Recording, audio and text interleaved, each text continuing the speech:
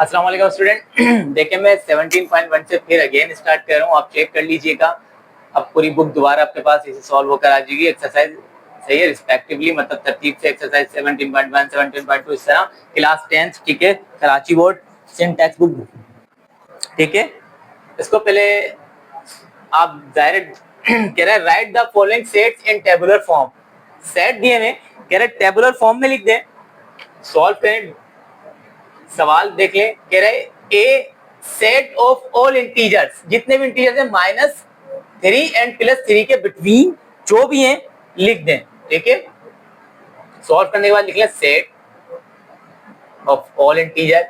याद रखिएगा इन दोनों के दरमियान लिखने, इसके दरमियान में सिर्फ देखें क्या आता है हमारे पास -2 -1 0 प्लस का 1 और प्लस का 2, क्योंकि यही इंटीजर्स होते हैं सारे, सॉरी प्लस का 2, ये ऑल इंटीजर्स होते हैं 0 1 2 3 प्लस, सही है। लेकिन वो -3 से कह रहे तो -3 से पहले -2 होगा, -1 0 1 2, ठीक है, ऑल इंटीजर। अब देखिए जितना बी सॉल्व कर लें इसको। बी में क्या कह रहे हैं set of all composite number less than 11। ये देखें कंपोजिट नंबर वो होते हैं जो अपने टेबल के अलावा दूसरे टेबल में भी आते हैं। लेस देन 11 से देखें पहले कंपोजिट नंबर 1 2 3, इधर लिख लेते हैं 1 2 3 4 5 6 7 8 9 और ये 10। लेस देन 11 से जितने भी लेस है सब लिख लिए। कंपोजिट नंबर में क्या कहा आपको, वो होते हैं जो अपने टेबल के अलावा दूसरे टेबल में भी आते हैं। देखिए 1 अपने टेबल के अलावा किसी टेबल में नहीं आता, मिटा दें। 2 भी अपने टेबल के अलावा किसी टेबल में नहीं आता। 3 भी अपने टेबल के अलावा किसी टेबल में नहीं आता। हाँ 4 आता है, 2 में भी आता है। तो 5 अपने टेबल के अलावा किसी में नहीं आता, मिटा दें। इसी तरह 6 आता है, 7 अपने टेबल के अलावा किसी में नहीं आता, 8 आता है, 9 अपने टेबल के अलावा आता है, 8 भी देखें अपने टेबल के अलावा, अगर आप देखें 4 आता है अपने टेबल के अलावा दूसरे टेबल में, 6 आता है, 8 आता है, 9 आता है, 10 आता है। तो ये आते हैं अपने टेबल के दूसरे में। तो ये कंपोजिट नंबर है जो अपने टेबल के अलावा दूसरे टेबल में भी आए। 4 6 8 9 10, इसका आंसर ये हो गया। अब हमारे पास है सी, सही है, सी कर लेते हैं। अब देखिएगा इसको आपको जो ना उसने दिया हुआ है आपकी बुक में इस तरह होता है प्राइम नंबर। प्राइम नंबर कह रहे हैं ग्रेटर देन, मतलब 13 जो है बराबर है x के और उससे ग्रेटर है, और 5 छोटा है, मतलब x से बड़ा है, x बड़ा है 5 से, 5 छोटा है x से। प्राइम नंबर जो सिर्फ अपने ही टेबल में आते हैं, देखें 5 तो आएगा नहीं क्योंकि x बड़ा है, तो 5 से जो बड़े नंबर है उनसे शुरू करें। 6 7 8 9 10 11 12 13, देखें ये भी दूसरे टेबल में आता है। 6 इसको काट दें, ये भी आ जाएगा किसी दूसरे टेबल में, इसको भी काट दें। 9 भी आ जाएगा किसी दूसरे टेबल में, इसको भी काट लें। 10 भी आता है दूसरे टेबल में, इसको भी काट दें। 11 भी, 11 नहीं आता, 12 आता है। देखें ये तीनों अपने टेबल के अलावा किसी टेबल में नहीं आते। तो क्या होगा 7 11 13, यही इसका आंसर हो गया, ठीक है। देखें स्टूडेंट अब हमारे पास आ गया डी। इसका कुछ पार्ट 4 है तो पार्ट 4 कर लेते हैं, इसको सॉल्व कर लें। सबसे पहले सॉल्व के बाद इसको लिख लें।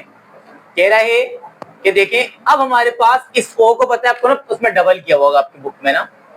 मतलब क्या हुआ कि अब हमने देखें मालूम करना है ओड नंबर, ठीक है। ओड नंबर हमने किसके बिटवीन मालूम करना है, 17 to 7, ठीक है। 17 to 7 के दरमियान हमने ओड नंबर पता करने हैं।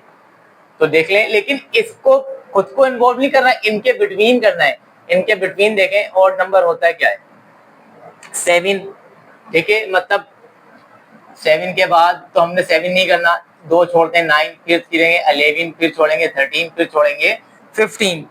तो हमारे पास है यही इसका ऑड नंबर होगा। तो लिख लें इसके 9, इसका मतलब ऑड, और 15, यही इसका आंसर हो जाएगा। और अब इसमें कह रहा है जेड स्क्वायर, जाहिर है आपको पता है यहाँ पर दे रहा है आर, मतलब रेशनल नंबर, ठीक है, आर दे रहा है ना। अब जाहिर है हमारे को इसका निकालना है, क्या सॉल्व करें इसको। स्क्वायर कह रहे सिर्फ इसका स्क्वायर के अंदर जो जो भी एलिमेंट आते हैं वो बता दें। देखें जाहिर है या तो 21 का 11 का स्क्वायर होता है 121, या तो माइनस का 11 हो सकता है इसका, ठीक है, और प्लस के 11 के हम स्क्वायर लेंगे तो दोबारा क्या बन जाएगा 21 बन जाएगा 121। इसका यही आंसर है।